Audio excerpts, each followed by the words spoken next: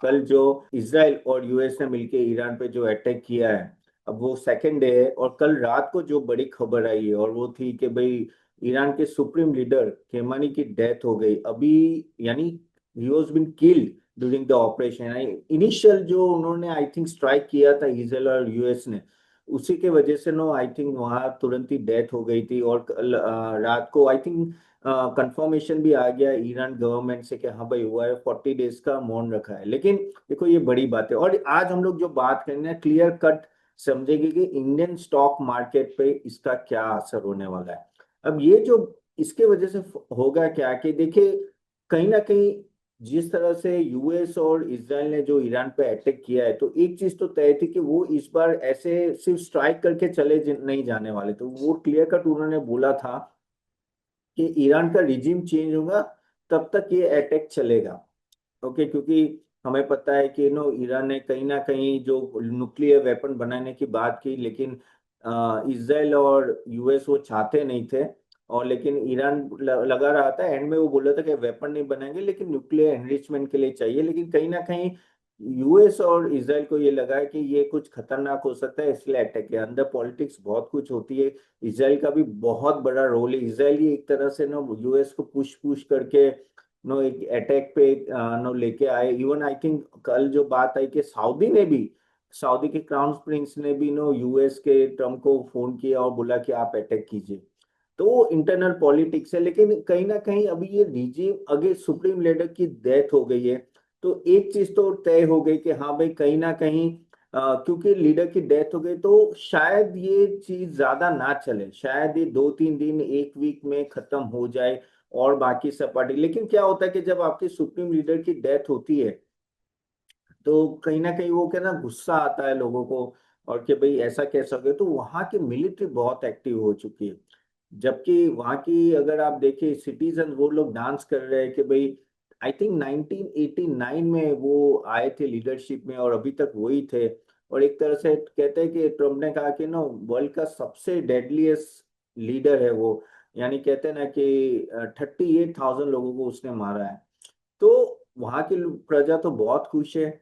लेकिन अभी देखना पड़ेगा कि क्या आता है आगे जाके, किस तरह से रिजिम चेंज होती है, या उनके ही कुछ सक्सेसर आके रहेंगे तो वापस वही इशू होगा। हालांकि हमें उन सब में जाना नहीं है, क्योंकि ये थोड़े समय में मैं चाहता हूँ कि मार्केट में कैसा इम्पैक्ट आएगा वो देखना है। तो मैंने जैसे बोला कि इसके वजह से ऑफ कोर्स ईरान की मिलिट्री बहुत ही एक्टिव हो चुकी है।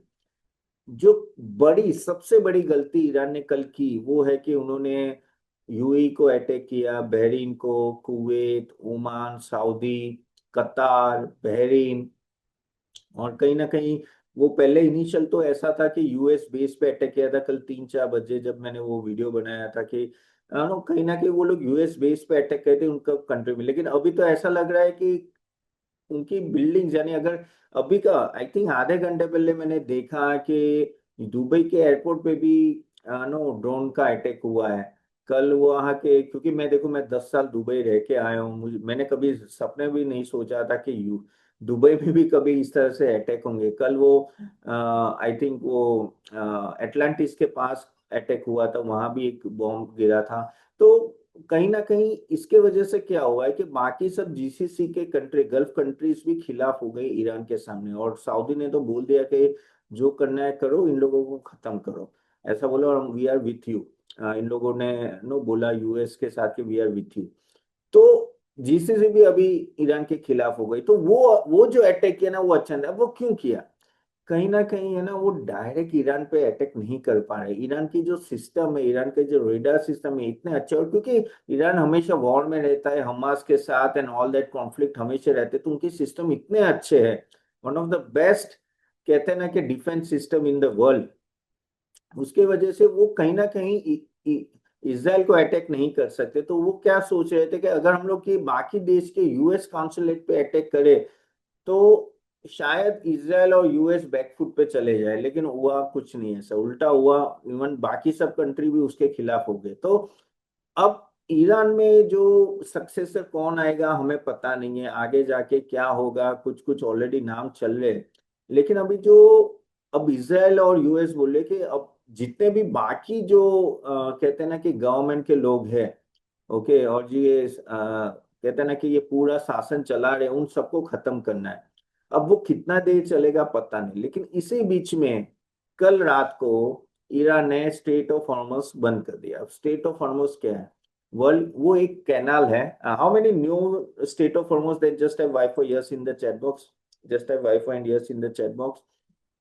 ओके, तो वो है क्या? वो है कि एक कैनाल है, एक टाइप का ना, 31 किलोमीटर का नो, कह सकते हैं कि विथ का एरिया है। एरिया तो नहीं है, बस सी रूट है, बीच में है। यानी कहते हैं कि ईरान और यूएई के बीच में है वो। और उसके थ्रू पूरा वर्ल्ड का 20% ऑयल ट्रांसफर होता है। यानी आप बोलो तो यूएई का, कतर का, सऊदी का, ओमान का, बहरीन का, इन सबका ऑयल, उनका 90% ऑयल वहां से ट्रांसफर होता है। थोड़ा रेट से भी होता है सऊदी का, लेकिन वो जो उन्होंने वो बंद किया, उसके वजह से बड़ी दिक्कत है। अब ऑयल उछलेगा, और हमारी सबसे बड़ी दिक्कत है ऑयल। ऑयल जब मैंने लास्ट देखा था, क्योंकि मार्केट बंद है, ऑयल अभी ये संडे है, और नॉर्मली वॉर हमेशा वीकेंड में होता है। ठीक है, मैं थोड़ा और उसके बारे में भी बात करना चाहता हूँ, लेकिन ये मार्केट ओपन होगा तो कहीं ना कहीं $80 तो चला जाएगा। 72 से 75 ऊपर तो जाएगा ही, शायद 80 भी चला जाए, अनलेस अनलेस आज रात तक कुछ सीज फायर का ना निकले तो बात अलग है।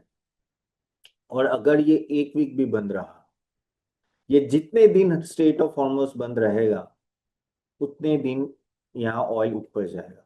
तो वो 100 भी जा सकता है, 120 भी जा सकता है, and that is the biggest problem जो हमारा इंडियन मार्केट फेस करेगा। ईरान का क्या होगा उससे कोई लेना देना नहीं। ठीक है, जीसीसी में क्या हो रहा है उससे लेना देना नहीं। हाँ, थोड़ा जियो पॉलिटिकल इशू आता है, लेकिन हमसे इम्पैक्ट, हमको सबसे बड़ा इम्पैक्ट आता है ऑयल से, क्योंकि हमने 90% ऑयल इंपोर्ट करते हैं। हमारा जो फिजिकल डेफिसिट का सबसे बड़ा बिल है वो ऑयल है। हमें अभी तक फायदा क्या हो रहा था कि ऑयल $60 to $70 के बीच में ही चल रहा था पिछले 1.5 2 साल में। उसका बहुत फायदा हो रहा था, ओएमसी कंपनीज बहुत अच्छा कर रही थी, और ऑयल एक्सप्लोरेशन कंपनी थोड़ा कम अच्छा कर रही थी। अभी ये ऑयल का भाव बढ़ेगा, उससे बहुत सारी हम लोग बात भी करेंगे कौन से स्टॉक सेक्टर को इम्पैक्ट आएगा। लेकिन उससे इम्पैक्ट ये आएगा कि आपका क्या होता है, फिजिकल डेफिसिट का इशू आएगा, और प्लस आपके इन्फ्लेशन बढ़ेगा, प्लस आपका रॉ मटेरियल कॉस्ट बढ़ेगी। लेकिन ये भी देखना पड़ेगा कि ये अगर प्राइस हाइक होता भी है तो कितने दिन होता है, कितने दिन ये सस्टेन करता है। क्या, अगर देखो, चीज है कि अगर स्टेट ऑफ हॉर्मस वापस चालू हो गया कुछ दिन में, तो वापिस ये भाव नीचे भी आ जाएगा, लेकिन हाँ थोड़ा ऊपर रहेगा, एलिवेटेड रहेगा। क्योंकि क्या है कि अगर स्ट्रेट ऑफ हॉर्मस से अगर, क्योंकि वहां क्या हो रहा है कि काफी सारी शिप्स वापिस जा रही है, ऑयल टैंकर्स अलाउ ही नहीं करे शिप करना, तो वो पूरा घूम के उनको आना पड़ता है, तो घूमने का 2 3 दिन ज्यादा लग जाता है। तो आपका क्या होता है, लॉजिस्टिक कॉस्ट बढ़ जाता है, आपके बहुत सारे कॉस्ट बढ़ जाते हैं। तो कहते हैं ना, वो एक तरह की नाक ही है, स्टेट ऑफ हॉर्मस बहुत ही इंपॉर्टेंट है, और ये सबको पता है।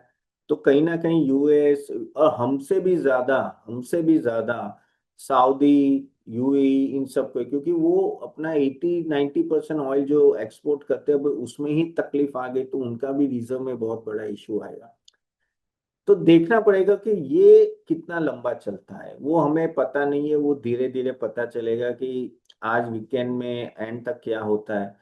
और आप देखिए कि नॉर्मली ये सब वॉर वीकेंड में ही होते हैं हमेशा, देखो इसलिए। और देखो क्या मार्केट है, मार्केट फ्राइडे को 350 पॉइंट्स गिरा, किसी को पता नहीं क्यों गिरा, कैसे गिरा, किसी को पता नहीं। लेकिन सही ना, कहीं ना कहीं मार्केट को पता था कुछ होने वाला है। एग्री और not, just I before agree, मैं भी साल सोच रहा था कि ये क्रैश क्यों हुआ, ऐसा तो कुछ आया नहीं है, हम लोग इतना क्रैश क्यों कर रहे हैं बिना मतलब के क्रैश के। तो ये देखो मार्केट को कहीं ना कहीं भनक होती है कि ये वीकेंड में कुछ होने वाला है।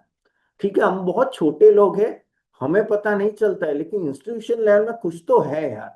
क्योंकि जो लास्ट 1 1.5 घंटे में मार्केट गिरा है, सट करके नीचे गया 350 पॉइंट, जबकि ऐसी कोई न्यूज नहीं थी कि भाई जिससे मार्केट गिरे। अब आप सोचो कितना स्ट्रेटेजिकली इन लोगों ने किया है कि मोदी साहब वहां इसराइल जाके आए 26 को वापस। अब मोदी साहब वहां हो गए, ओके। तो तब तो अटैक नहीं कर सकते, और ये ट्रम्प को भी मालूम था, इसराइल को। और ये बोले इन लोगों ने, तो इसराइल ने ये बोला कि काफी महीनों से ये प्लानिंग चल रही थी। तो इन लोगों ने स्ट्रेटेजिकली मोदी जी को उस टाइम पे बुलाया, सबका ध्यान डाइवर्ट किया, ईरान का ध्यान डाइवर्ट किया, और सब सही चल रहा है, पॉलिटिक्स में सब बिजी है, ईरान को भी लगा है अभी कुछ नहीं होगा, ये है वो है। फिर 26 तारीख को वो आए और वो मीटिंग थी ईरान के साथ, बीच में मॉडरेटर ये ओमान थे, उसमें कुछ निकला नहीं, वो बोला कि चलो एक वीक के बाद मिलते हैं। यानी इस तरह से बिहेव किया है, यानी कुछ जानबूझ के उन्होंने कुछ सुलह की नहीं। यानी यूएस ने और इसराइल ने किसी भी तरह से यूएस ने ईरान के साथ सुलह नहीं की।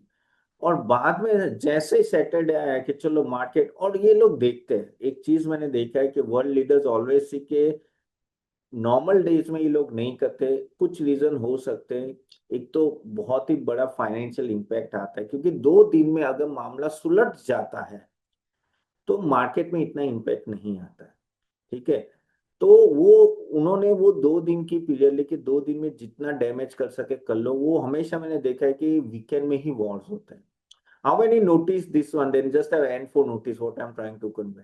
तो वो देखते हैं कि भाई संडे तक जितना हो सके उतना डैमेज कर लो और सॉल्यूशन लाओ। इससे इससे क्या मार्केट में, क्योंकि फाइनेंशियल लॉस जो होता है ना वो बहुत बड़ा होता है।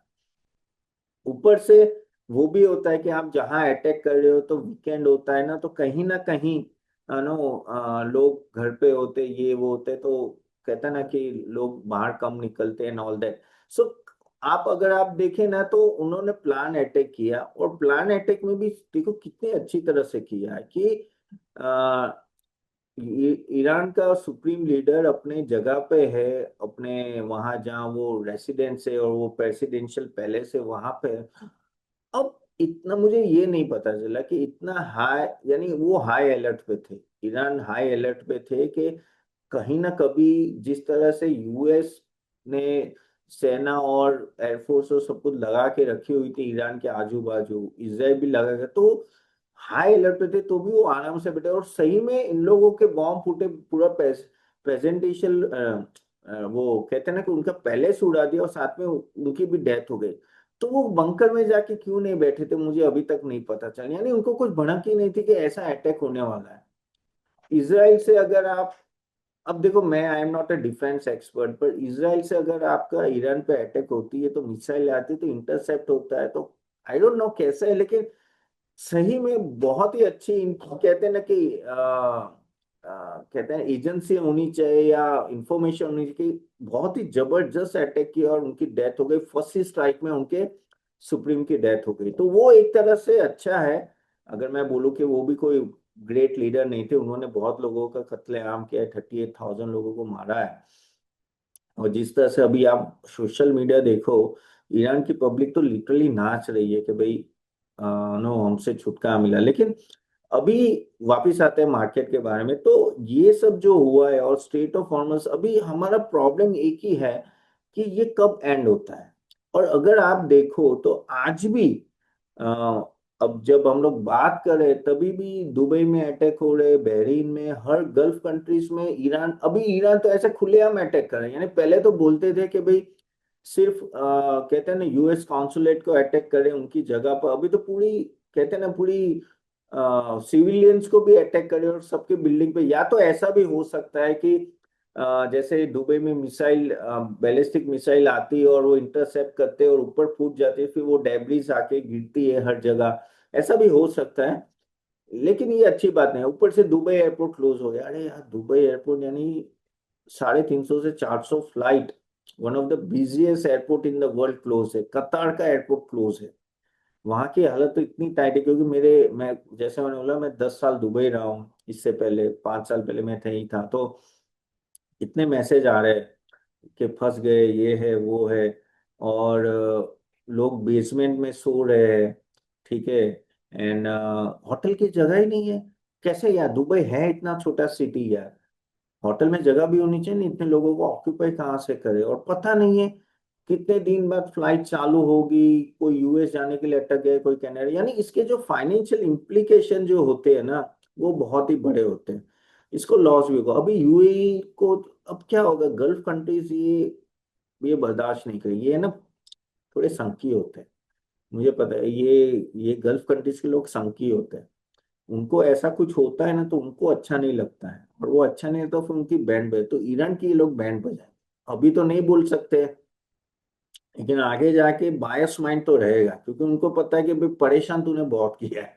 तो आगे जाके ईरान ने किया, बोला ना कि इन लोगों को अटैक करके बहुत बड़ा पंगा ले लिया, कि पूरी दुनिया को उसके खिलाफ कर दिया। अगर नहीं करते तो भी उसको सिंपैथी मिल जाती, लेकिन कहीं ना कहीं इन लोगों को भी ऐसे। और हुआ क्या, ऐसा कुछ डैमेज हुआ नहीं बड़ा इन सब कंट्री में। हाँ, एक दो बॉम्ब गिर गए, लेकिन इससे क्या सेंटिमेंट खराब हो गया।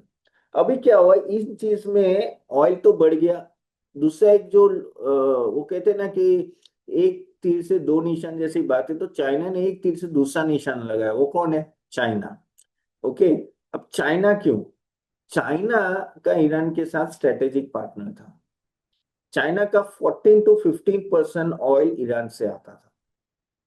चाइना ईरान को यौन, उनकी करेंसी, खुद की करेंसी यौन में पे करता था।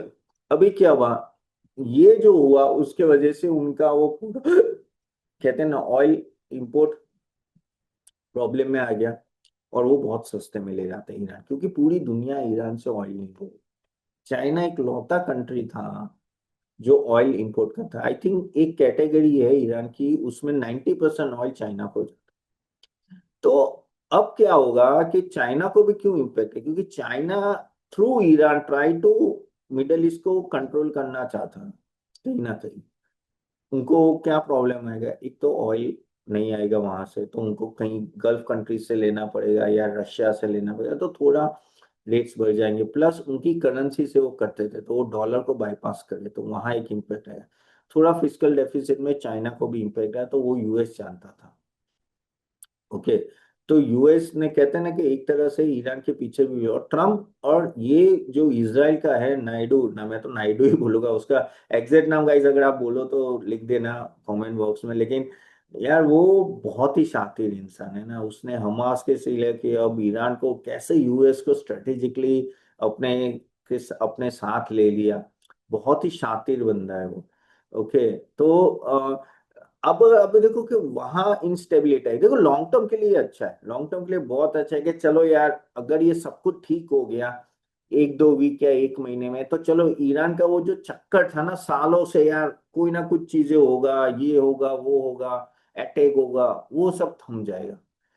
और या तो वो जो इंटरफेरेंस था वो भी थम जाएगा, तो वो एक तरह से ग्लोबल पीस के लिए अच्छा हो जाएगा शायद, अगर ये एक दो वीक में ये खत्म हो जाए। और चांसेस है खत्म होने, क्यों? क्योंकि उनके सुप्रीम लीडर की डेथ हो गई है।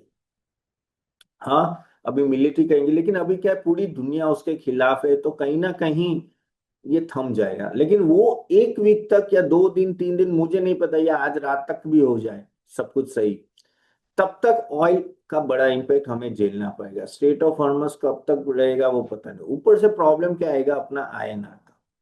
अब आईएनआर में क्यों प्रॉब्लम है, क्योंकि अगर ऑयल बढ़ता है, नट्टी एंड याहू, हाँ पारस है, सॉरी मैं नाम मैं तो वो नाम ही नहीं बोल पा रहा हूँ बड़ा। ओके।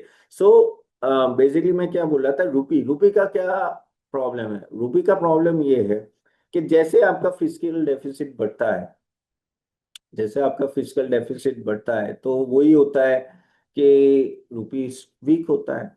तो अगर ऑयल ऊपर जाएगा तो इंडिया के लिए अच्छा नहीं, तो ऑयल, तो रुपी और वीक हो। ये जो हम लोग 1991 का देख रहे हैं, शायद वो आगे जाके और वीक हो। और आगे जाके भी मुझे लग रहा है कि रुपी 100 के तरफ जाएगा, 95 to 100 के तरफ जाएगा। क्यों? क्योंकि ये एआई के आने के वजह से बहुत आगे जाके प्रॉब्लम्स आने वाली है। आईटी इंडस्ट्री जो हमारा मेन 14-15% जो वहां से आता था, ठीक है, फॉरेन एक्सचेंज ज्यादा ही आता था, तो वहां अगर थोड़ा कम हुआ है तो हमें रुपी वीक करना पड़ेगा, हमें एक्सपोर्ट बढ़ने का, और मैन्युफैक्चरिंग सेक्टर ज्यादा बढ़ेगा। चलो वो कोई और टॉपिक पकड़ूंगा मैं, क्योंकि अभी आज मैं इस पे बात करना चाहता हूँ। तो रुपी थोड़ा वीक रहेगा, तो वो एक थोड़ा आपको ध्यान में रखना पड़ेगा। ठीक है। तो रही बात मार्केट की, मार्केट की भी हम लोग बात करते हैं कि ओवरऑल देखिए ये सब चीजें आप ध्यान में रखें। देखो ये छोटा इवेंट नहीं है, ये बड़ा इवेंट है। हमें पता नहीं क्या होगा। सच बोलूं तो हमें ये भी पता नहीं था कि सही में कल ईरान इसके पे इतना ऐसे अटैक होगा, क्योंकि जो बातें चल रही थी कि चलो नेक्स्ट वीक वापस बात चलने वाली है, वियतनाम पे बात होने वाली थी, उसके बीच में ही अटैक हो गया। तो प्लीज बी केयरफुल। ओके, कल भी मैंने 2 वीडियो रिलीज, आज भी मैं कर रहा हूँ। क्यों? क्योंकि हमारे जो क्लाइंट्स हैं उनको बताने के लिए, जो हमारे मॉडल पोर्टफोलियो में, लकीली हमारे मॉडल पोर्टफोलियो में ऐसे कोई ऐसे स्टॉक नहीं है कि जो डायरेक्टली इनसे इम्पैक्ट हो, क्योंकि हम लोग एक्सपोर्ट ओरिएंटेड से काफी दूर है, even oil companies and all that, and even IT companies में। तो थोड़ा ध्यान रख के इसमें इन्वेस्ट कीजिएगा गाइस, क्योंकि ये मार्केट बहुत ही वॉलेटाइल है, फ्लक्चुएटिंग, ग्लोबल मार्केट भी पता नहीं चलता है क्या होने वाला है। अब ये ग्लोबली क्या होगा कि कल आप देखोगे तो मार्केट में इम्पैक्ट तो आएगा, ओपन कैसे होगा वो आज रात तक भी हमें पता चले। देखो मैं ऐसा नहीं कि मैं अभी आपको बोल रहा हूँ, वो अभी तक का स्टेटस है। आज रात को कुछ और हो जाए तो हमें पता नहीं है, तो वापस स्टेटस चेंज हो जाए। तो ये है ना, हर घंटे की कहानी है, हर घंटे की कहानी। तो कल सुबह हमें देखना पड़ेगा कि निफ्टी कितना नीचे जाता है। जो मैंने बोला कि सब कुछ ऑयल पे बहुत कुछ डिपेंडेंट होता है कि ऑयल कहाँ जाके रुकता है। ऑयल जैसे 80 के ऊपर जाने लगा, हमारी हमारी सांस अद्दर होने लगी। अब बोलोगे कि थोड़े टाइम के लिए जाएगा ना, बाद में ये सब खत्म हुआ नीचे आ जाएगा, लेकिन तब तक तो मेहम होगा, तब तक प्रॉब्लम आएगी कि भाई यहाँ से इसको डील कैसे करनी। अगर मुझे बोलो तो बहुत ही अच्छी अपॉर्चुनिटी होगी आपको शेयर्स बाई करने। One of the best opportunity आपको मिलेगी अगर मार्केट जबरदस्त गिरा तो। मार्केट ऑलरेडी गिर चुका है, ओके, और गिर सकता है, लेकिन that will be a time to accumulate the stock. ये ऐसा नहीं है ये लंबा चलेगा ये, क्योंकि क्या होता है, एक देश के सामने बहुत सारे देश है और उनका सुप्रीम लीडर भी चला गया है। तो मुझे नहीं लगता कि ज्यादा टिक पाएंगे, ठीक है। तो हाँ, थोड़े टाइम ये सब डिटेलेशन चलेगा एंड ऑल, जैसे पहले इसराइल हमास भी हुआ, ईरान यूक्रेन भी हुआ।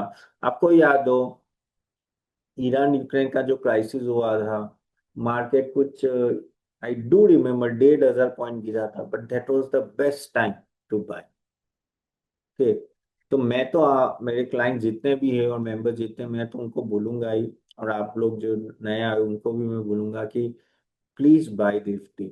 Okay, how many agree with me, then just type A for agree. Okay, ये डीप बाय करना है। इंडिया को कोई प्रॉब्लम नहीं है। हाँ, ऑयल अगर सस्टेनेबल 1 महीने तक रहा तो प्रॉब्लम है, जो मुझे अभी तो नहीं लग रहा है। शायद 80 जाए, 90 जाए, 100 जाए, लेकिन वो ब्लिंक जाएगा फिर वापस नीचे आ जाएगा अगर स्टेट ऑफ हॉर्मस नहीं, लेकिन आप खोल ही नहीं पाए। क्योंकि क्या होगा मैं बताता हूँ, 1 दिन, 2 दिन, 3 दिन, 4 दिन बंद रहा ना स्टेट ऑफ हॉर्मस, वे पूरी जीसीसी आ जाएगी साला उसको वो ओपन करने में, क्योंकि सबके ऑयल टैंकर्स लटके हुए हैं। अब सऊदी 90% ऑयल वहां से जाता है, यूएई का जाता है, ओमान का जाता है, बहरीन का जाता है, कतार का एलएनजी, उसका आई थिंक 30% एलएनजी वहां से जाता है। तो क्या ये लोग हाथ पे हाथ रख के बैठे रहेंगे कि नहीं नहीं तुझे जब खोलना है तब खोल? ऐसे बैठे रहेंगे? नहीं खोले कि भाई खोल भाई, धंधा करना है हमें, क्योंकि कोई कोई ऐसा नहीं है, सबको पैसे की जरूरत, और अभी तो सबकी सिचुएशन टाइट है। करेक्ट। तो मुझे ये लग रहा है कि अभी बंद है, लेकिन ये ज्यादा नहीं टिकना चाहिए। That is what my guess work. यहाँ अगेन कोई ऐसा नहीं कि ऐसा ही होगा, लेकिन this is my production, so keep that in mind. हालांकि हमें कहते हैं ना कि एवरी डे ट्रैक करते रहना पड़ेगा कि क्या होगा क्या नहीं होगा। ओके, सो और यूएस के लिए भी ये, यूएस के लिए भी ये बड़ी चीज इसलिए भी है क्योंकि ओवरऑल जो ईरान से जो थ्रेट आते थे वो कम होंगे। अभी वहां जो स्टेबलाइज गवर्नमेंट आएगी, कैसे आएगी तो पता नहीं है, लेकिन जो भी आएगी वो इतनी पावरफुल नहीं होगी जितनी, और एक बार आपने कहते हैं गर्दन पकड़ ली ना, तो फिर वो कहते हैं ना फड़फड़ा नहीं सकता ज्यादा। और वही चीज होने वाली है। और बाकी ईरान अभी क्या हुआ, बेसिकली यूएस को और इसराइल को पूरी दुनिया का समर्थन मिल गया। कुछ कुछ लोग अपोज में हैं, जैसे रशिया बोलता है कि भाई ईरान के खिलाफ, यानी ईरान के साथ अच्छा नहीं किया, और चाइना, ये दो ही कंट्री है, शायद नॉर्वे भी है, ये दो ही कंट्री बोल रहे हैं कि भाई ये अच्छा नहीं हो रहा है। बाकी सब कंट्री बोल रहे हैं कि भाई खत्म करो ये सब, ये हर रोज का हमें चाहिए नहीं। ओके, सो बेसिक इससे वजह से ऑफ कोर्स यूएस का पावर बढ़ेगा, ऑयल कहीं ना कहीं वो दबाएंगे। देखो ये ऐसा नहीं कि हमें नहीं, पूरी दुनिया की नजर ऑयल प्राइस पे है, ट्रम्प की नजर भी ऑयल प्राइस पे है। क्योंकि क्या होगा मैं बताता हूँ, अगर यहाँ से ऑयल प्राइस और ऊपर जाता है, ठीक है, समझ लो ये 90 100 पे चला जाता है, तो ये मिड टर्म इलेक्शन आ रहा है यूएस में। अब मिड टर्म इलेक्शन में फिर प्रॉब्लम आ जाएगी, क्योंकि जैसे इन्फ्लेशन बढ़ेगा, ये ऑलरेडी फेड को रेट कट करना था लेकिन वो कर नहीं रहे क्योंकि इन्फ्लेशन बढ़ गया है। तो अगर ऑयल 90 जाता है या 100 भी जाता है तो यूएस को प्रॉब्लम है। तो वो चाहेंगे कि स्ट्रेट ऑफ हॉर्मुज ज्यादा टाइम बंद ना हो, वो दरवाजा खुल जाए। हाँ, ईरानियन ऑयल मार्केट में ना आए उससे उनको कोई लेना देना नहीं, क्योंकि उन्होंने वेनेजुएला ऑयल आगे जाके देना है, उनका खुद का ऑयल बेचना है, बाकी सब कंट्रीज को भी खुद का ऑयल बेचना है।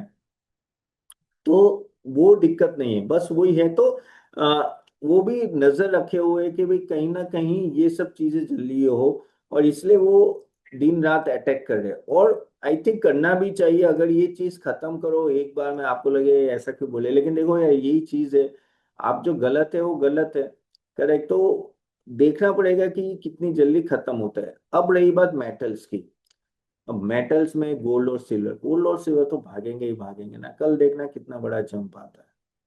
लेकिन वो भी है कि न्यूज के वॉलेटिलिटी पे चलेंगे कि किस तरह से ये वॉर चल रही है, कितना लंबा चलेगा, तो उसके भी हिसाब से गोल्ड और सिल्वर चलेंगे। लेकिन ऑफ कोर्स गोल्ड सिल्वर तो भागेंगे ही भागेंगे। देखो ये दर्शाता है कि कितना पॉलिटिकल, जियो पॉलिटिकल क्राइसिस है, जिसकी वजह से गोल्ड हाई लेवल पे रहता है। और एज ए इन्वेस्टर भी आपको हेज करना ही चाहिए। हमने भी हमारे क्लाइंट्स को ईटीएफ में गोल्ड हमेशा पहले से बोला है, आई थिंक उसके बाद तो डबल से ज्यादा हो गया, क्योंकि ये हेज करना जरूरी है आपके पोर्टफोलियो को। ऐसे कुछ ना कोई इंसिडेंट हो गया जो आपके कंट्रोल में नहीं है ना मेरे कंट्रोल में है, करेक्ट। तो ऑफकोर्स स्पाइक तो होगा ही होगा, उसमें कोई डाउट नहीं है। ग्लोबल इक्विटी रिएक्शन तो आएगा ही आएगा, कल देखते हैं क्या आता है क्या होता है। लेकिन चलो हम लोग थोड़ा स्टॉक स्पेसिफिक बात करते हैं कि क्या होगा।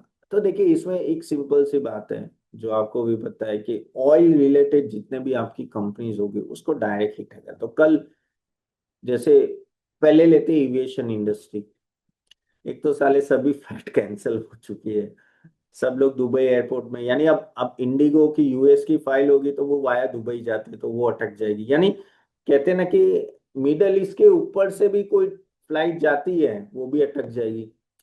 तो भाई सभी फ्लाइट ऑपरेटर्स के लिए तो बड़ी दिक्कत है, तो उनके लिए तो मेहम है। प्लस आपका जेट फ्यूल ऑयल प्राइस भी बढ़ेगा, तो वो भी दिक्कत है। तो ऑफ कोर्स ये इंडिगो हो, स्पाइसजेट हो, एयर इंडिया, इन सब के लिए बड़ा नेगेटिव। तो एविएशन को इम्पैक्ट आएगा, ओएमसी को इम्पैक्ट आएगा, oil marketing companies, HPCL, BPCL, इन सबको। क्यों? क्योंकि ऑयल मार्केटिंग कंपनीज अभी तक इसलिए कमा रही थी क्योंकि ऑयल प्राइस डाउन थे, $70 के नीचे। अगर ऑयल प्राइस सस्टेन कर जाते 75 80 के अबाउ लंबे समय के लिए, तो इनका प्रॉफिट मार्जिन डायरेक्ट गिरेगा, तो उनको डायरेक्ट इम्पैक्ट आएगा। सो ऑयल मार्केटिंग कंपनीज को डायरेक्ट इम्पैक्ट है। दूसरा है पेंट इंडस्ट्री। पेंट इंडस्ट्री का रॉ मटेरियल क्या है? ऑयल है। ऑयल के प्राइसेस बढ़ते हैं तो इनका ऑलरेडी, अभी अगर आप देखो तो इतने भी मार्जिन थोड़े सस्ते निचले हुए हैं, क्योंकि कहीं ना कहीं ऑयल प्राइस नीचे है। अदरवाइज जिस तरह से बिरला ओपस और जेएसडब्ल्यू पेंट्स ने एंट्री ली है, जबरदस्त कंपटीशन में है, प्राइस और चल रहा है, मार्जिन डाउन है। तो ये अभी इसलिए मेंटेन हुआ है क्योंकि ऑयल डाउन है। अब ऑयल बढ़ेगा तो उनका रॉ मटेरियल प्राइस बढ़ेगा, तो पेंट इंडस्ट्री में भी प्रॉब्लम है। दूसरा है टायर इंडस्ट्री। टायर इंडस्ट्री के भी रॉ मटेरियल है ऑयल। तो कल टायर इंडस्ट्री में, अब कल कल के लिए मैं बता रहा हूँ, लिस्ट बताओ जो नीचे जा सकते हैं और अच्छे खासे नीचे जा। गाइड भाई गाइस, वैल्यू मिल रहा है कि नहीं मिल रहा है? देन जस्ट विफो वैल्यू देखो, मैं ये जो बोल रहा हूँ आप इतना ध्यान रखोगे इतना इनफ है। ऑफ कोर्स फिर बाद में आपको ट्रैक करते रहना पड़ेगा, लेकिन मैं अपने यूट्यूब वीडियोस भी बनाते रहूंगा तो आपको थोड़ा क्लैरिटी आती जाएगी। ओके, ठीक है। सो टायर्स इंडस्ट्री भी एक तरह से रॉ मटेरियल ऑयल है, तो वहां भी इम्पैक्ट आएगा। दूसरा एक इम्पैक्ट आएगा लॉजिस्टिक्स। क्यों आएगा? क्योंकि आपके जो ओवरसीज जो पैकेजेस जाते हैं, ओवरसीज जो सप्लाई होता है, ओके, तो आपकी शिप कहीं ना कहीं अटक गई, साला ये रूट बंद है, स्ट्रेट ऑफ हॉर्मस बंद है, आपको घूम घूम के जाना है, तो आपका लॉजिस्टिक कॉस्ट बढ़ जाता है, तो वहाँ इम्पेक्ट आएगा। तो वो भी एक नेगेटिव इम्पैक्ट आप लॉजिस्टिक्स में देख सकते हो। अब थोड़ा पॉजिटिव इम्पैक्ट देखिए, पॉजिटिव इम्पैक्ट में कौन आ गया, चलिए नाम लिखिए आप गाइस, कौन पॉजिटिव होगा, चलिए थोड़ा गैस वर्क कीजिए, चलिए बताइए कि कौन पॉजिटिव ये वॉर की वजह से रहेंगे। तो यस, ओएनजीसी करेक्ट, जो ऑयल एक्सप्लोरेशन कंपनीज है, कि जो ओएनजीसी हो गया, रिलायंस हो गया, वो सब का क्योंकि ऑयल प्राइसेस बढ़ते हैं तो उनको फायदा, तो उनको एक होता है। Yes correct, gold and silver तो है ही, तो गोल्ड रिलेटेड जितने स्टॉक्स होते हैं वो बढ़ेंगे। Perfect, oil India yes. Defence yes Rajendra Patel, defence आप देखो कितना इंपॉर्टेंस है। मैंने सपने में भी नहीं सोचा, मैं सच बोलता हूँ, मैं दुबई को हमेशा सेफ कंट्री मानता हूँ। कंट्री तो नहीं, वो तो सिटी है, लेकिन यूएई को सबसे सेफ कंट्री मानता था। 10 साल वहां रहा है, मुझे पता है कितना सेफ है। अभी भी मानता हूँ क्योंकि वहीं के लोग हैं, मेरे सभी फ्रेंड्स वहां के। वहां भी इस तरह का अटैक होगा कहाँ देखा, तो भाई सबको डिफेंस इक्विपमेंट चाहिए। अब आप देखो एक चीज आपने नोटिस की, डिफेंस में यूई का भी रेडार सिस्टम है, यूई ने भी इंटरसेप्ट करके बैलिस्टिक मिसाइल जो आ रही है ईरान से उसको किया है, तो भी उनके काफी सारे जगह पे गिरा है। ठीक है, इंडिया में जो ये सिंदूर ऑपरेशन में पाकिस्तान का कोई भी बॉम्ब आके गिरा नहीं था, इंडिया में पूरा इंटरसेप्ट हो गया था, यानी अपना डिफेंस सिस्टम बहुत ही अच्छा है, बहुत ही अच्छा है। वो एक अमेरिका, वो जो था वो कहते हैं ना एक लिमिटेड, वो कहते हैं ना एक एसिड टेस्ट था उस टाइम पे, और उसमें खड़े होते थे हमारे डिफेंस के सभी, कहते हैं ना radar system and all that, तो ये BEL या ये सब, ठीक है, HLO BLO in all that. तो आप देखिए कि डिफेंस क्यों इम्पोर्टेंट है, ये बताता है कि कभी कहीं भी कुछ भी हो सकता है। ये सब कंट्रीज जो पहले डिफेंस पे इतना फोकस नहीं करती थी, अब फोकस करेगी कि साला, मैंने सोचा नहीं था कि भाई ओमान में भी अटैक होगा, दुबई, तो दुबई का रूलर बोलेगा भाई रेडार सिस्टम बाय करो, ऐसा नहीं चलेगा, ये करो बाय करो। तो भाई एक्सपोर्ट की कितनी और कैपेबिलिटी बढ़ती है, एग्री और not, just I before agree. और इंडिया से बाय करेंगे वो लोग, क्योंकि सब लोग क्या रशिया के पास नहीं जाएंगे, सब लोग यूएस के पास नहीं जाएंगे, यूएस के पास है क्या, इतनी सारी कैपेसिटी थोड़ी है।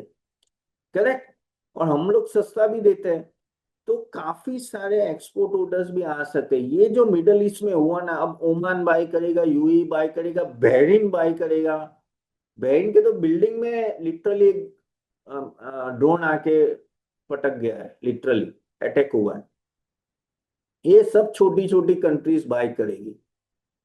दुनिया में, दुनिया में डिफेंस मैन्युफैक्चरिंग हर कंट्री नहीं कर पा रहा है। It's a very technology driven system, okay, technology driven sector, तो ऑफ कोर्स डिफेंस सेक्टर को बहुत बड़ा फायदा होगा। फिर मेटल्स तो मैंने बात की, काफी सारे मेटल्स ऊपर रहेंगे क्योंकि ये प्राइस बढ़ जाता है एंड ऑल दैट, तो वो होगा। अब ये सब थी कि आप थोड़ा नजर में रख सकते हो, लेकिन कुछ डिफेंस सेक्टर है जो आप देखना है, तो बैंक्स, NBFC, होटल्स हो। लेकिन अगर आपकी होटल कुछ ओवरसीज में जो कम है, और वो टूरिज्म को, जो टूर ऑपरेटर होते हैं उन सबको इनडायरेक्ट डायरेक्ट इम्पेक्ट आ सकता है। लेकिन जैसे मैंने बोला गाइस, ये सब टेम्पररी भी रह सकता है। क्यों, रीजन मैं वही बोल रहा हूँ कि कहीं ना कहीं अगर ये आगे जाके सिचुएशन संभल जाती है तो इन सब में प्रॉब्लम नहीं आएगा। लेकिन जो एक बड़ी दिक्कत जो हमारे लिए आगे जाके रहेगी वो है FII का बिहेवियर। FII का बिहेवियर क्यों इम्पोर्टेंट है, रीजन मैं बताता हूँ कि FII को ये सब चीजें अच्छी नहीं लगती। FII को लगता है कि यहाँ अभी रिस्क हुआ है, और कहीं भी वर्ल्ड में रिस्क है तो वो वापस जाएंगे अपने देश में। तो FII का एक आउटफ्लो अच्छा खासा रहेगा। FII जब तक जियो पॉलिटिकल क्राइसिस ठीक नहीं होगी वो सेफ हेवन में जाएंगे, या तो फिर शेयर्स में सेल करके गोल्ड बाय करे, या तो वापिस यूएस जाए, या वॉट एवर इट इज, वो एक प्रॉब्लम रहेगा। क्रूड ऑयल बढ़ने से इन्फ्लेशन का रिस्क रहेगा, और इन्फ्लेशन का रिस्क रहता है तो GDP नीचे आता है, और आपकी अर्निंग्स नीचे जाती है, क्योंकि अगर क्रूड ऑयल तो हर जगह यूज होता है, ऑयल तो हर जगह यूज होता है, तो जैसे रॉ मटेरियल प्राइसेस बढ़ते हैं तो आपके यहाँ प्रॉफिट मार्जिन कम होता है, तो एफआई को वो भी अच्छा नहीं लगेगा कि भाई ये बढ़ रहा है तो इंडिया के लिए तो अच्छा नहीं है। So this is what is के एफआई की सेलिंग हमें खटकेगी, अच्छी खासी खटकेगी। एफआई कब हमारे पास आएंगे, जब हमारी अर्निंग सीजन बढ़ेगी, अच्छा खासा रिजल्ट देगी। लेकिन अगर ये सब मामले आए तो आपकी अर्निंग सीजन में वापस थोड़ा अटकने की चीजें हो जाती है, प्रोवाइडेड प्रोवाइडेड ये सब चीज लंबा चले। अगर ये सब चीजें, मुझे लग रहा है कि अगर अगर 5 डेज 1 वीक में भी खत्म हो जाती है तो इतना बड़ा इम्पैक्ट नहीं आएगा, और मुझे चांसेस लग रहे हैं कि हो जाएगा। बाय द वे, आपको क्या लग रहा है guys? Type in the comment box कि आपको क्या लगी, ये कितना दिन चलेगा। और ऐसे गैस करो यार, मैं गैस करो कि क्या लग रहा है कि कितने दिन चलेगा ये सब। क्योंकि सुप्रीम लीडर तो मर गया है, तो देखते हैं कि अभी वो कितनी जल्दी ये लोग खत्म कर पा रहे हैं। So one has to be weak, 2 days, 10 days max. It will end in 2 days, 7 days, week, 5 days, 10 days, okay, 7 days, 5, not more than 2 days, 3, 4 days, 3, 4 weeks, ओहो, ओके।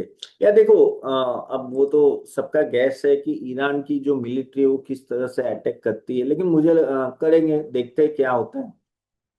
सो 2 दिन का इवेंट हो या 2 वीक का इवेंट हो, आपको अगर यहाँ कहीं ना कहीं अपॉर्चुनिटी मिल सकती है नीचे के लेवल पे, तो उसको मिस मत करना, ठीक है। मैं पास्ट में भी हमने देखा है कि किस तरह से ये सब अपॉर्चुनिटी बाइंग अपॉर्चुनिटी होते हैं इंडिया के लिए। जो लोग आप वेट कर रहे थे काफी टाइम से कि भाई थोड़ा मार्केट नीचे जाए तो मैं बाय करूँ थोड़ा, ये तो I think this is the time when you have to buy. अगर आपके पास कैश है तो डिप्लॉय करो, लेकिन डिलीवरी बेस्ड बाइंग करो, ठीक है। आप हमारा जो हमने जो मॉडल पोर्टफोलियो लॉन्च किया है उसमें भी आप इन्वेस्ट करोगे तो भी अच्छा ही है, क्योंकि हमारे कोई भी स्टॉक है वो डायरेक्टली इससे इम्पैक्ट नहीं हो रहा है, इनडायरेक्टली उनको तो बेनिफिट ही है। तो आपको यहाँ थोड़ा ब्रेव होके लेना है, इससे ये सिचुएशन से भागना नहीं है।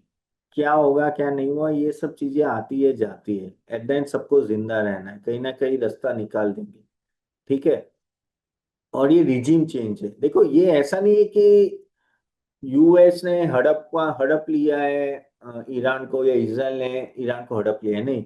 वो चाहता है कि रिजीम चेंज हो, वो चाहता है कि जो अभी तक के लीडर्स वहां जो शासन चला रहे थे उनको निकालो और नई गवर्नमेंट को लाओ, और नई गवर्नमेंट अच्छी चले, ठीक है। ऑफकोर्स उनका उनका वेटेड इन्वेस्ट या कहते हैं इंटरेस्ट होता है, लेकिन यहाँ कहते हैं ना एक्वायर्ड की बात नहीं चल रही है। तो इसलिए मुझे लग रहा है कि इसका इतना बड़ा इम्पैक्ट नहीं आना चाहिए आगे जाके। जैसे ये मामला ठंडा होगा और स्टेट ऑफ हॉर्मुज चालू होगा, things will be much much better. बीच में बहुत सारी न्यूज आएगी, यानी अनसर्टेनिटी बढ़ेगी। ऑयल देखो, ऑयल जैसे 80, 90, 100 जाता है ना भाई, सबकी सांस अद्दर हो जाती है, एटलीस्ट इंडिया में। और मार्केट ऐसे गिरता है, ऐसे गिरता है।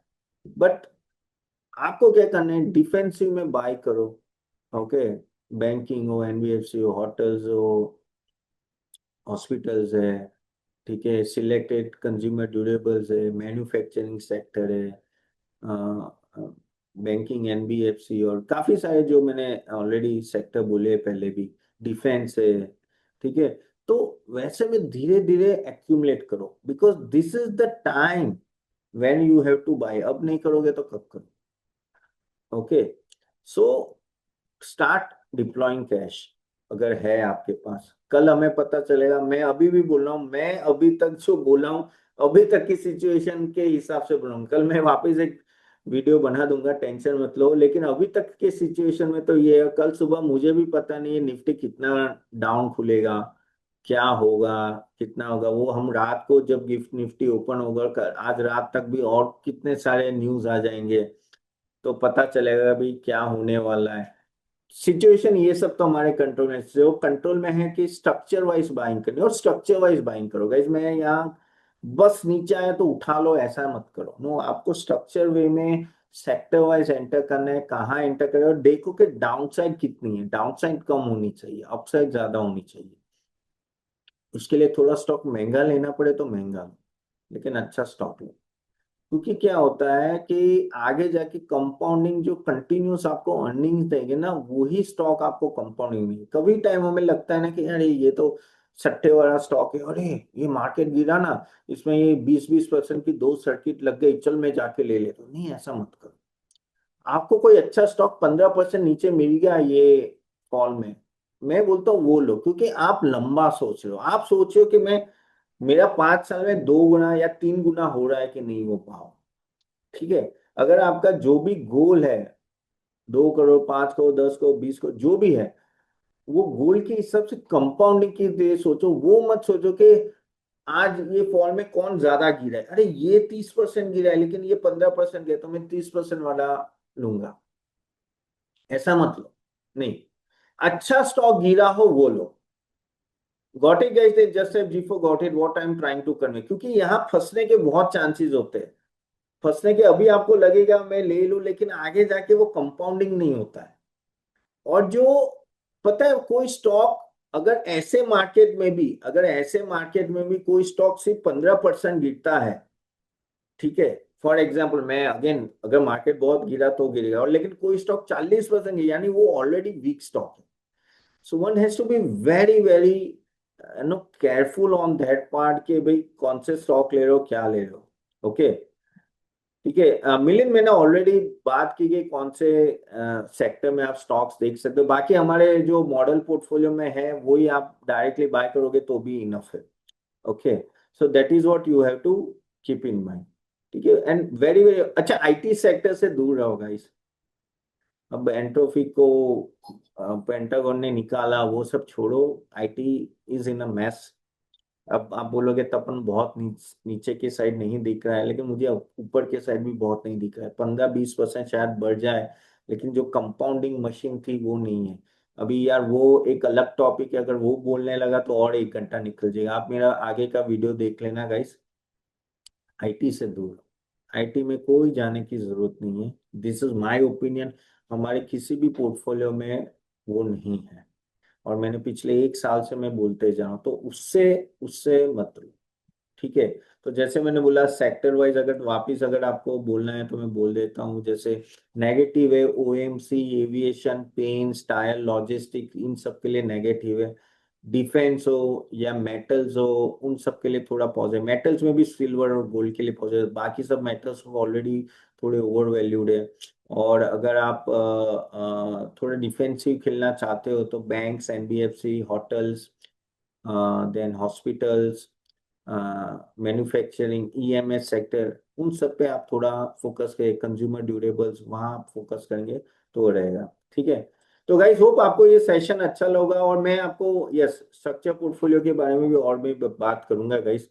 देन जस्ट अब yes in the chat box. और आपने क्या सीखा वो भी जरा बताइए, आपकी क्या अंडरस्टैंडिंग है इस वॉर के बारे में, और कैसे इन्वेस्ट करना वो भी आप बताइएगा।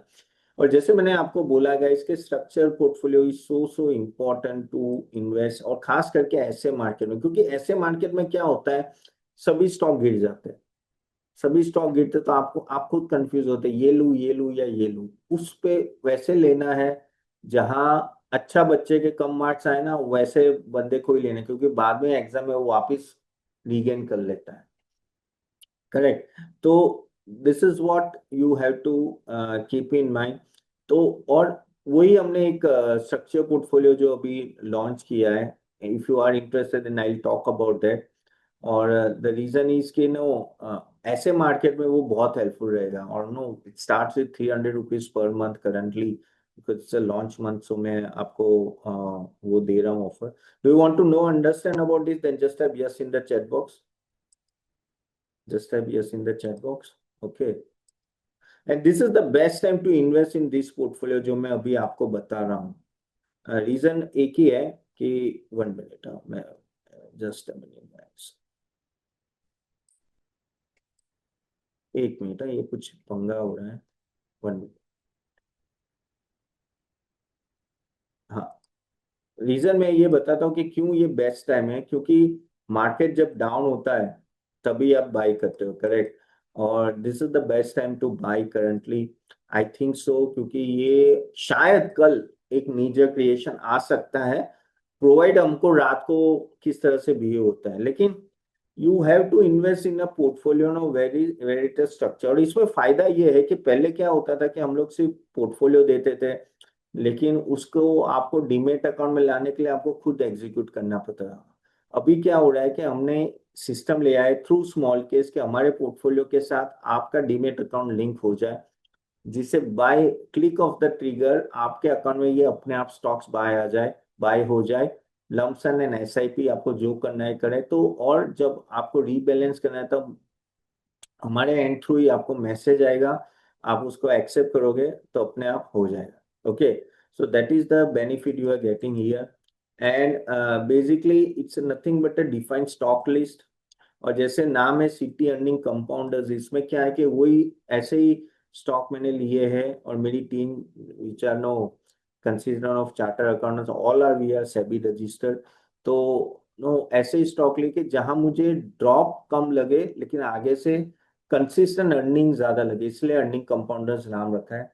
और उसमें डिसिप्लिन हो, एलोकेशन हो, पीरियोडिक रिव्यू और रीबैलेंसिंग। इसमें जैसे मैंने बोला ना कि हम लोग ही रिव्यू करते हैं और रीबैलेंसिंग करते हैं, और आपको आपके पास ईमेल, व्हाट्सएप और ऐप थ्रू नोटिफिकेशन आएगी, आपको सिर्फ एक्सेप्ट करना है। आपके डीमेट अकाउंट में जो स्टॉक हमने निकाला है वो निकल जाएगा और नया स्टॉक जो लेना है वो आ जाएगा। सो वो भी हो जाएगा। एंड आपका स्टॉक आपके पास है तो आप कभी भी सेल कर सकते हो, नए स्टॉक ऐड कर सकते हो, वो सब भी कर सकते हो।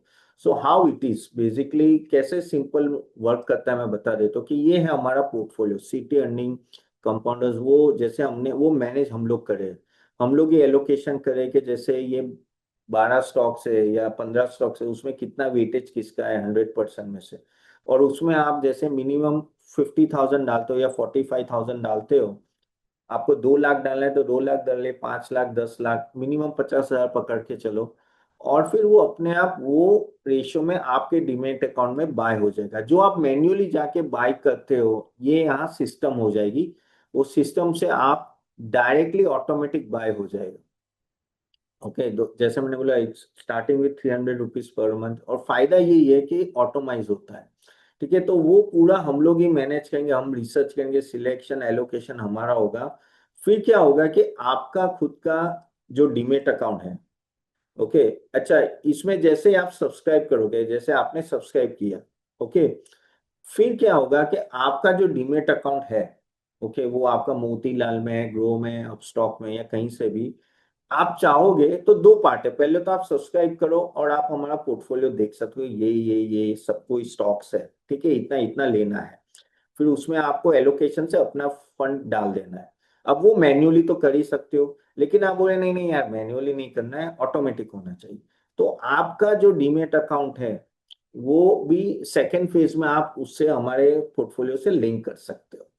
उससे फायदा क्या होगा कि इनिशियली हमने आपने लिंक कर दिया, फिर आप बोलोगे अच्छा मुझे 50,000 डालना है या मुझे लाख डालना है, तो जैसे आज आपने एग्जीक्यूट वो डाल दिए, और वो पैसे कहाँ होने चाहिए, आपके डीमेट अकाउंट में। मेरे को कुछ नहीं आना है, देखो मैं हमारा जो पोर्टफोलियो है या मैं आपका डीमेट अकाउंट देख नहीं पाऊंगा। It is just a software जो डीमेट अकाउंट लिंक करता है, आपका कंट्रोल आपके डीमेट अकाउंट में है। अभी आज समझ लो आपको लाख रुपए डालने हैं और आपने वो इन्वेस्ट नाउ कर दिया, कल सुबह मार्केट जितना भी नीचे खुलेगा आपका लाख रुपए उसमें एलोकेट हो जाए।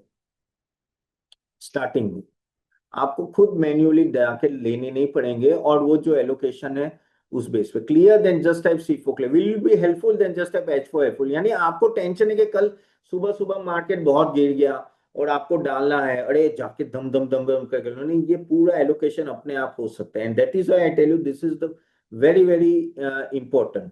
Okay, again, so initial portfolio आप जितना डालो, आप बोलो कि नहीं तपन मुझे तो लमसम तो डालना है लेकिन मुझे एसआईपी करनी है, तो आप हमेशा एसआईपी भी कर सकते हो।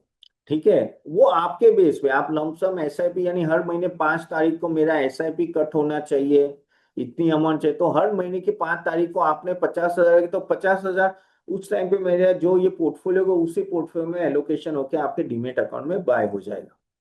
और रीबैलेंस होता है, समझ लो 2 महीने बाद कोई रिजल्ट अच्छा नहीं आया या ऐसी कोई इवेंट आती है और मुझे लगा अरे यार ये स्टॉक को अभी दिक्कत है, भाई कुछ भी हो सकता है ना।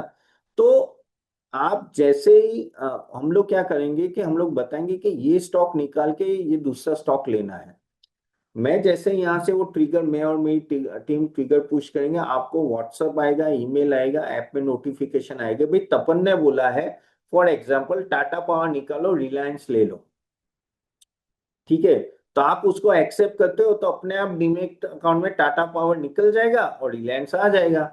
आप बोलोगे नहीं नहीं मैं तपन से एग्री नहीं करता हूँ, मुझे तो टाटा पावर रखना है, तो मत करो एक्सेप्ट, तो नहीं होगा। सब कुछ आपके एक्सेप्टेंस के बिना नहीं होगा। देखिए दो चीज है, दो तरह की सिस्टम होती है। एक होती है PMS system, portfolio management system, जिसमें मिनिमम आपको 50 लाख रुपए पोर्टफोलियो मैनेजर को देने। मैं पहले पोर्टफोलियो मैनेजर रह चुका हूँ, मेरे पहले के, मैं जब मैं जॉब करता था, 50 लाख रुपए मिनिमम, और वो आपको चार्ज करेंगे 1.25 लाख से 1.5 लाख रुपए साल का। और यहाँ, और वो लेकिन वही बाई सेल करेंगे, यानी आपको कुछ देखना ही नहीं है, वही सब बाई सेल करेंगे, ये वो सब भी करेंगे, यानी आपने पैसे दे दिए वो मैनेज करेंगे, लेकिन फीस तगड़ी है और मिनिमम 50 लाख डालना है। अब आपके पास है लाख रुपए, 2 लाख, 3 लाख, अब पीएमएस तो नहीं जा सके, वहां ये काम लगेगा। यहाँ फर्क इतना है कि पोर्टफोलियो तो मैं ही मैनेज करूंगा, लेकिन बीच में आप होंगे, आपको अप्रूव करना पड़ेगा। आप अप्रूव करोगे तभी आपके डीमेट अकाउंट में एग्जीक्यूट होगा, मेरे बोलने से आपके डीमेट अकाउंट में एग्जीक्यूट नहीं हुआ, क्योंकि डीमेट अकाउंट आपका है। Clear then just FC for clear. एक सिंगल चेंज है जो पीएमएस और इसमें, कि इसमें आपको अप्रूव करना पड़ेगा। ओके, लेकिन अच्छा है, आपको अप्रूव करना, आपको पता तो चल रहा है कि भाई क्या चेंज है मेरे में, ये है, ये चेंज है, ये करने वाला है, तपन चेंज मैं कर लेता हूँ। वहां तो वो करता रहता है तो आपको पता भी नहीं होता है। That is the only change. और इसमें क्या है, आप, मैंने 300 रुपए यानी 4,000, सवा 4,200 रुपये में आपको ये पूरे साल का ये मिल जाता है, वहां जहां आप 1.5 लाख रुपए पे करते हो। So that is a difference what you are getting here. Okay, तो डीमेट अकाउंट लिंक करने, आप बोलोगे नहीं मुझे डीमेट अकाउंट लिंक नहीं करना है, मुझे तो खुद ही करना है, आपका पोर्टफोलियो देखूंगा और मैं खुद करूंगा, तो वो भी कर सकते हो, मत करो लिंक। ये ऑप्शन, ये 300 रुपये भी मैं इसलिए चार्ज कर रहा हूँ क्योंकि ये इंटीग्रेशन है, तो वो हमें चार्ज करना पड़ता है, प्लेटफॉर्म फीस लगती है, तो वो है।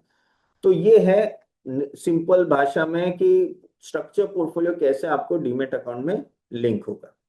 ठीक है, और जैसे मैंने बोला कि अभी ये अर्ली बर्ड चल रहा है, तो नॉर्मली हमारी फीस है, 3 प्लान है, क्वार्टरली भी ले सकते हो, हाफ ईयरली, ईयरली, आप पे है क्या लो नॉर्मली। लेकिन इतना बात समझ लो, आप जो भी प्लान लोगे रिन्यूअल होता है तो वही रहेगा।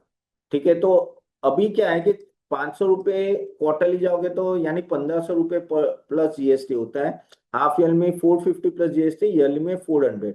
लेकिन अभी अर्ली बर्ड है, ये कुछ टाइम पे मैं रख रहा हूँ, तो ये 25% डिस्काउंट यानी 300 रुपये पर जीएसटी है ईयर का। मोस्टली सब ईयरली लेते हैं, क्यों मैं बताता हूँ।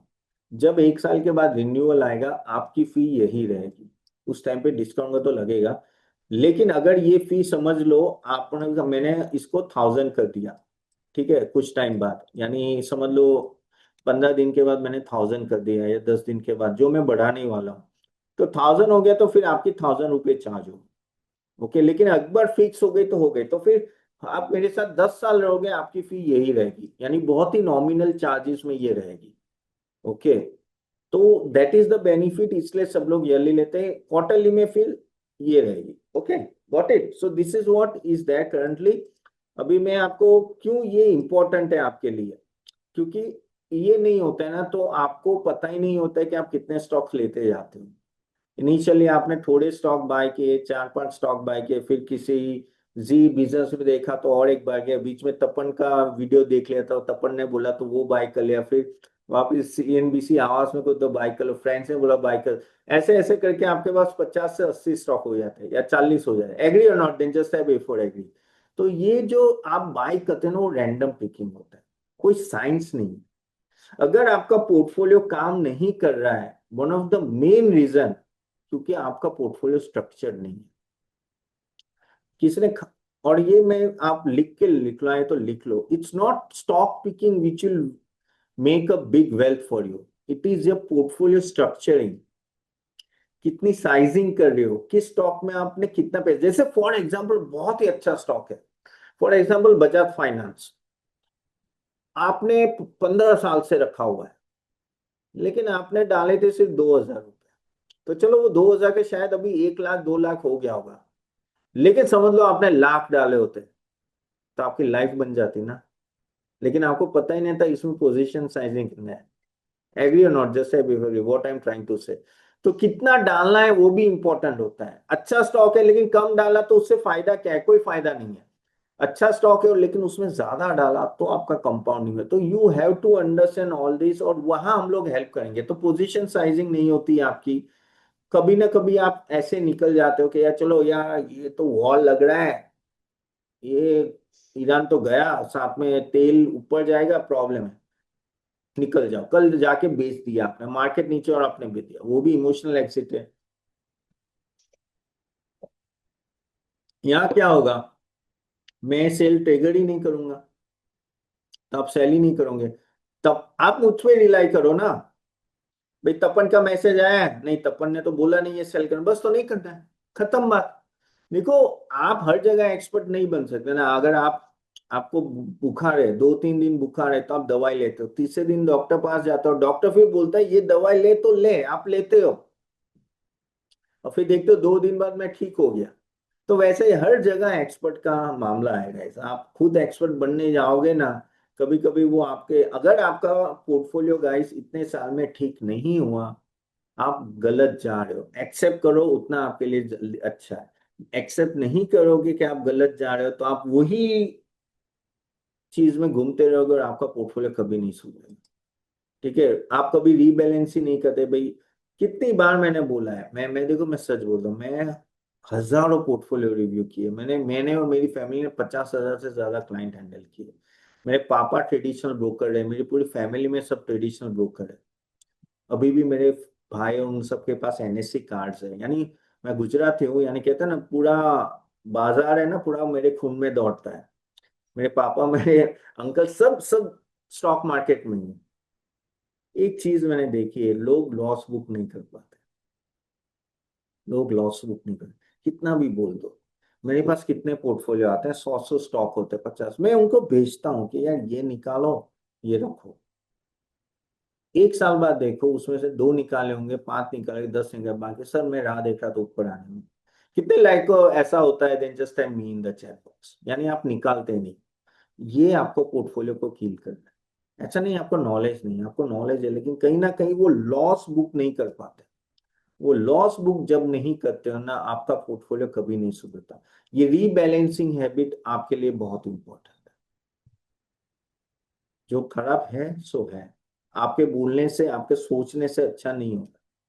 ठीक है, जैसे आप एक दवाई ले लेके ठीक नहीं हो रहे तो दूसरी दवाई लेते हो ना, तो वैसी बात है, आपको लेनी तो पड़ेगी। वो कड़वी हो तो कड़वी।